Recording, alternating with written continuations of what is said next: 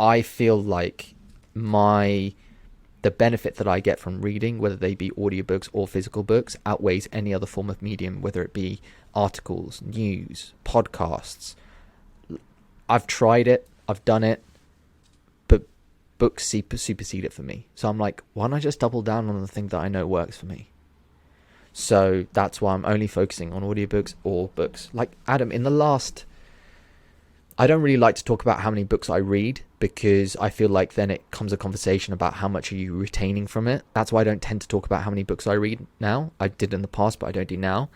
I think in the last month and a half, I must have read probably close to 13 or 14, because I'm spending double, and I was spending a lot of time before relative to the mass market reading, because I create content, but I've doubled down on how much I'm reading, which for anyone might be thinking, well, you read more than anyone else, and now you're reading more than any. And to me, it's because I feel like I've found what's mine. How to decipher that is really simple. Let me just say, like I wrote that down. I found my medium for learning.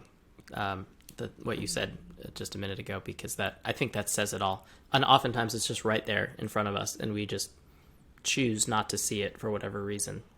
And the obvious thing is that books are your medium, and so why would you replace that with anything else?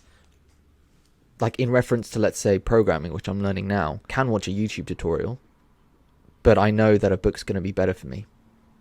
So why even go down the rabbit hole of YouTube where I get distracted and I might watch something else for like half an hour?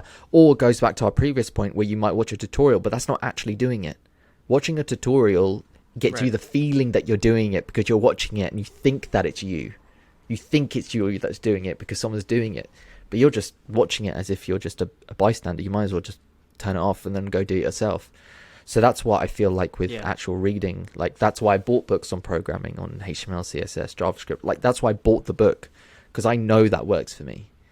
I know that listening to a podcast or watching a YouTube video or reading an article is just not the same thing. It's just not. And like there was a quote in Amusing Ourselves to Death. Now I want to see if I can get it up. I made a note of it towards the end, but it was something in respect to, and I thought about book summaries, because book summaries are like a big thing at the moment, whether they be blink lists or whatever it might be. And it says here, bits of information cannot be integrated into an intelligent or consistent whole. So you can't just pass out bits of intelligent information and just try and glue it together yourself. You have to consume everything in context in order to try and get the whole picture. And that's what I want to do. I don't want to be one of those people that passes through information from different sources and makes my own idea of what it is, because it's very rarely going to be what it actually is. Thank you for watching this video. To listen to the full podcast, click the link in the description below.